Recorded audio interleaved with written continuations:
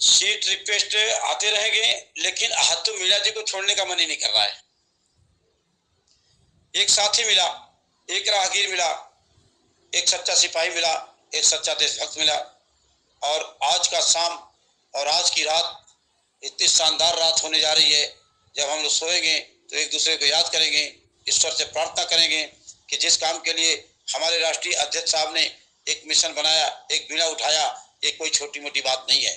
जब भी आप समाज और राष्ट्र के लिए चलते हैं तो आसान नहीं होता है। इस कठिन राह पे निकल पड़े हैं देश के माने जाने डीजीपी श्री मैथिली शरण गुप्त जी। ये निर्णय, ये बातें सबके बस की बात नहीं है। ये वही कर सकता है जो कहीं न कहीं से जिसके अंदर स्वच्छता हो, और निश्चित तौर से हमारे सर मानसिक रूप से बिल्कुल स्वस्थ हैं, और इन्होंने इतने लंबे समय तक प्रशासनिक काम करते हुए निश्चित तौर से ईमानदारी, ऑनेस्टी के साथ इन्होंने जीवन पास किया, जिसके वजह से आज पैनल पे बोलते हैं, लोगों के बीच में बोलते हैं और इन नेताओं को चैलेंज देते हैं। आसान नहीं है। कंस को चैलेंज देना आसान नहीं है, दुशासन को चैलेंज देना आसान नहीं है। ये दुशासन है। इसी दिल्ली के 5 स्टार होटल में 12 साल, 14 साल, 16 साल की बच्चियों का नंगा नचाया जाता है। इनकी सीबीआई विजिलेंस कहाँ है? एक द्रौपदी का चीरहरण हुआ था इस देश के अंदर, खून की नदियां बह गई थी, 18 छोड़ी सेना खत्म हो गई थी। आज ये स्थिति है कि जितने भी महानगर हैं उन महानगरों में इतनी अनैतिकता हो रही है, और देश के प्रधानमंत्री और एलआई और सीबीआई ये वहां पहुंचती है जहां इनको कहा जाता है। अपने मर्जी से तो ये कुछ कर ही नहीं सकते हैं। अभी छोटी सी बात है, एक देश का माफिया आदमी, थोड़े दिन पहले उसकी हत्या हुई, उसमें 15,000 करोड़ रुपए का बात किया कि उसके पास 15,000 करोड़ रुपया है।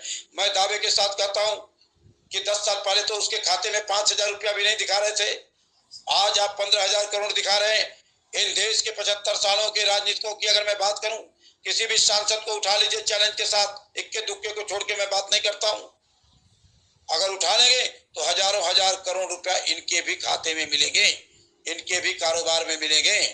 अभी हमारे मऊ जनपद की मैं बात कर रहा हूँ, एक विधायक भाजपा का था, मध्यावधि चुनाव जीता, और चुनाव जीतने के बाद वो सब्जी बेचने वाला कहा जाता था, वो हवाई चप्पल पे चलने वाला कहा जाता था।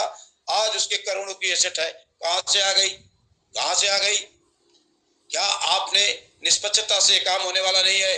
निष्पक्षता तो काम तो 21 शर्तों के मुताबिक जो संवैधानिक तौर से बनाया है मॉडल मैथिली शरण गुप्त जी ने, जब उस तर्कस पे जब रखे जाएंगे लोग, तो अच्छे अच्छे नेता जेल के सलाखों में सड़ेंगे।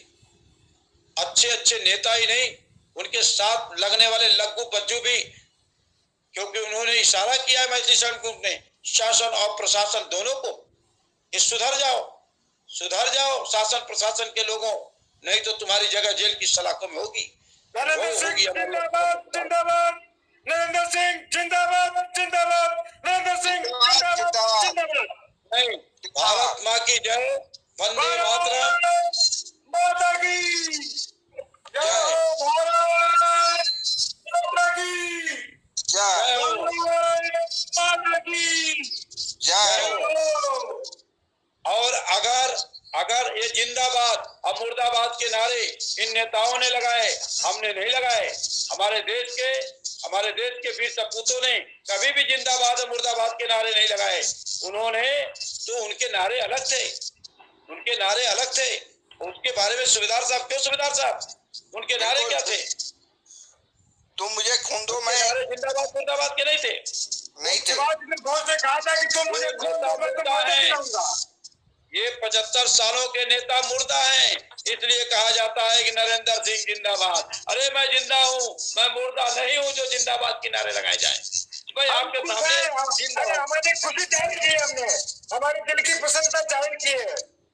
दिल की पसंद का मैं सम्मान करता हूँ, लेकिन इन नेताओं की कॉपी कैटिंग हमको नहीं करनी है, क्योंकि 75 सालों ने इन लोगों ने लाल पीले नीले झंडे को जिंदाबाद किया। जो मुर्दे थे उन्हीं को जिंदाबाद करके और 75 सालों से देश की जनता को लूटा है। हाँ, अगर बात करनी है उस व्यक्ति की, उस महापुरुष की, तो वो है श्री मैथिली शरण गुप्त।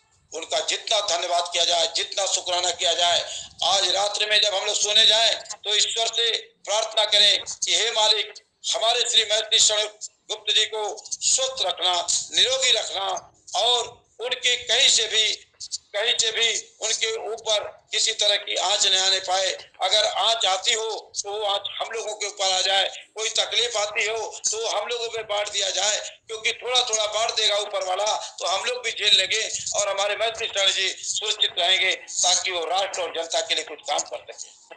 राजस्थान प्रदेश का प्रभारी होने के नाते मैं दुआ करता हूँ, ईश्वर से दुआ करता हूँ, परमात्मा से प्रार्थना करता हूँ कि मैत्री शरण गुप्ता के आंख में नहीं दुखे कभी, स्वस्थ रहे, दीर्घायु बने, ये मैं दुआ करता हूँ, संकल्प करता हूँ, प्रार्थना करता हूँ, प्रकृति से प्रार्थना करता हूँ। हम प्रकृति के पूजक हैं, हम इसलिए प्रकृति के विश्वास करते हैं, हम प्रकृति माँ हमारी माँ के समान है, इसलिए प्रकृति माँ की दुआ लेके मैं दुआ मांग रहा हूँ प्रकृति माता की, आपके सपने, आपका संकल्प कि मिथिलेश चंद्र गुप्ता जी स्वस्थ रहे, दीर्घायु रहे, उनके सपनों को पूरा करने की हमको ताकत मिले। धन्यवाद सर। आज मैं मीरा जी आपसे एक निवेदन करूंगा, मैथिली शरण श्री